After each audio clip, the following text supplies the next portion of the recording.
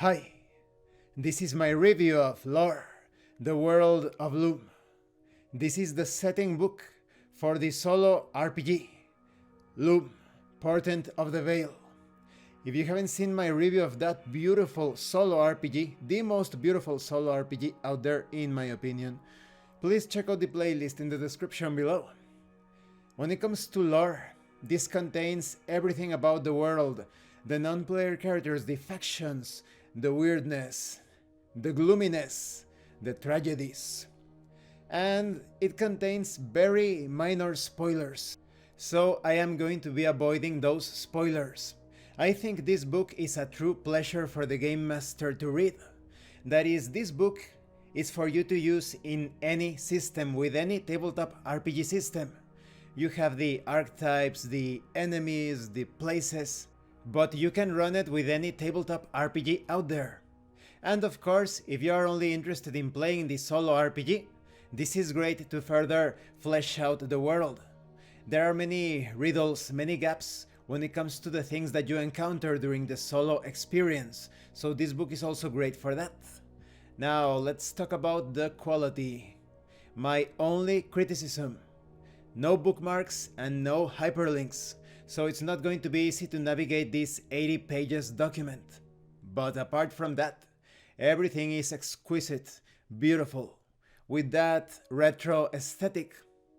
Or rather, it's like those modern indie developers that create retro-style PC games trying to evoke the spirit of the old PC games. Everything is well written, organized, and explained.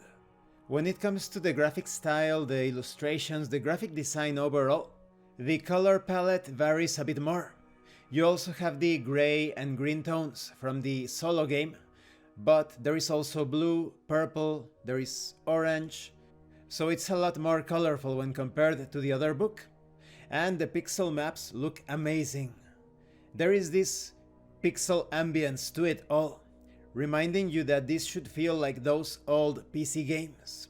So when it comes to quality, despite that criticism concerning the bookmarks, everything is beautiful.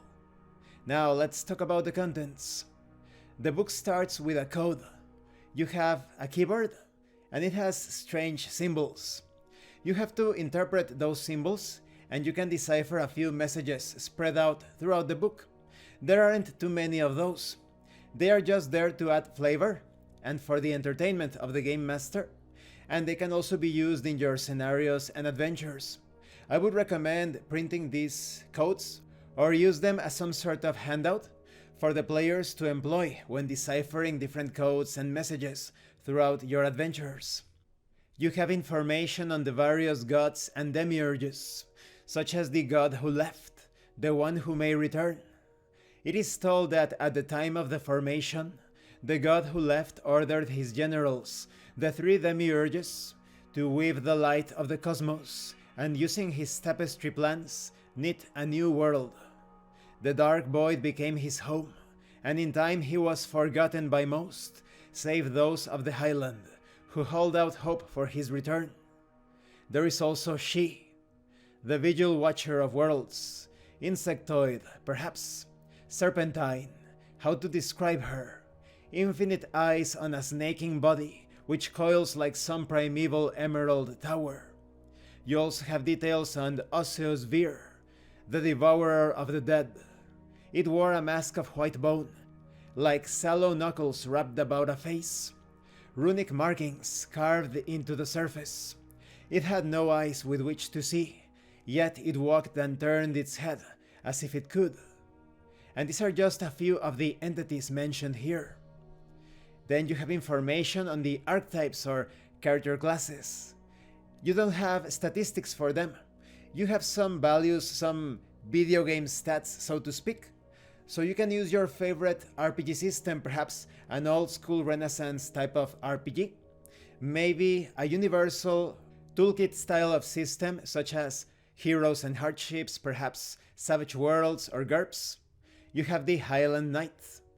These holy warriors of the Highland blindly worship the god who left. You also have the Trail Guard.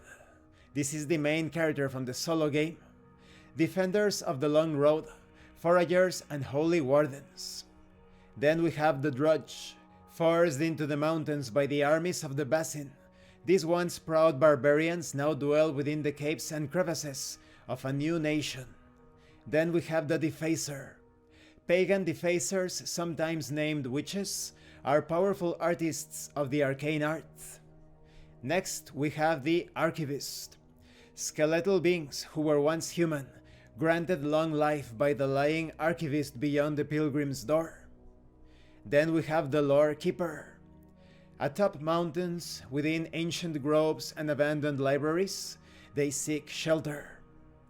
You also have details on the gear and loadout of each of these different character classes or archetypes, that is the weapons, the objects that perhaps they start with, and you have a dice number or die number to randomly determine them if you so wish.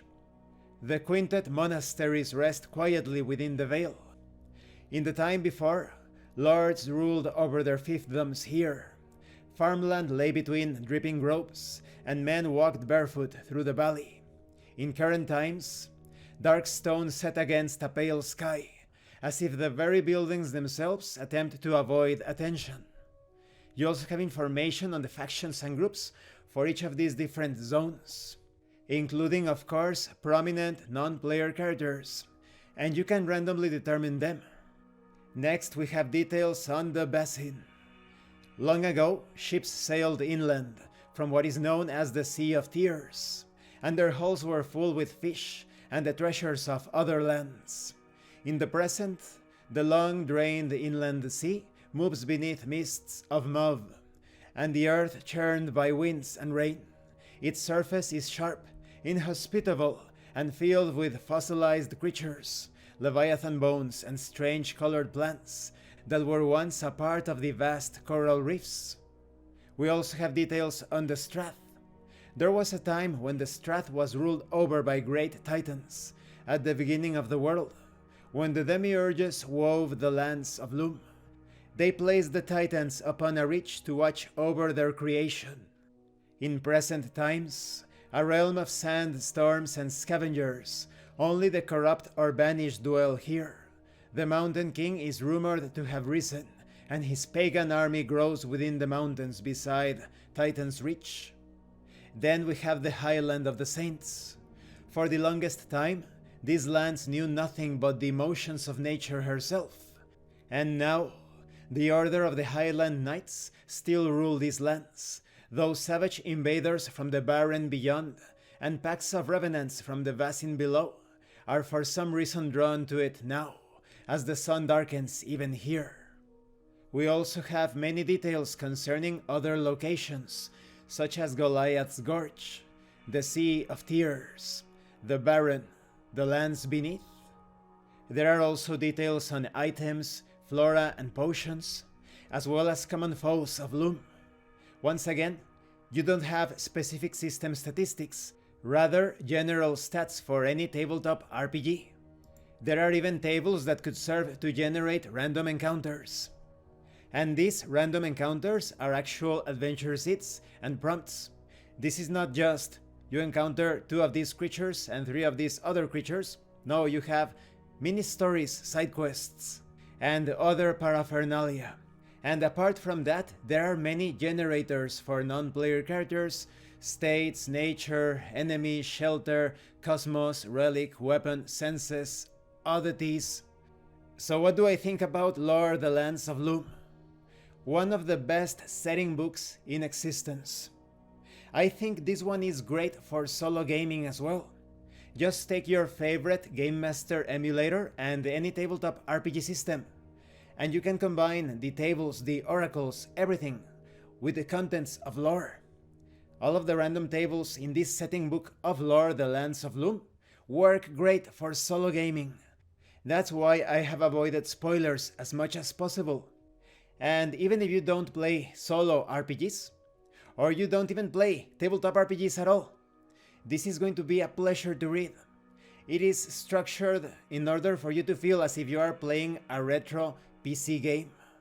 So my highest recommendation, the pinnacle of all of my recommendations for this Lore: The Lands of Loom setting book, get this one.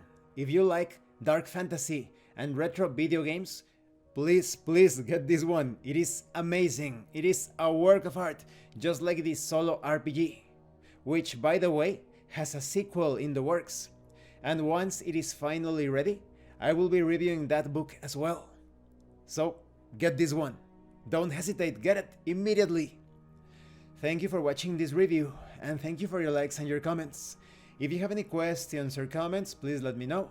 And thank you so much to those of you that are going the extra mile to support the channel.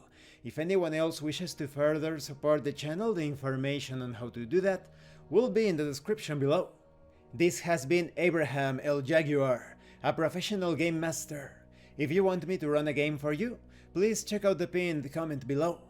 And remember, it is better to roleplay and fail in character than not to roleplay and fail as a player. Once again, thank you, and see you later.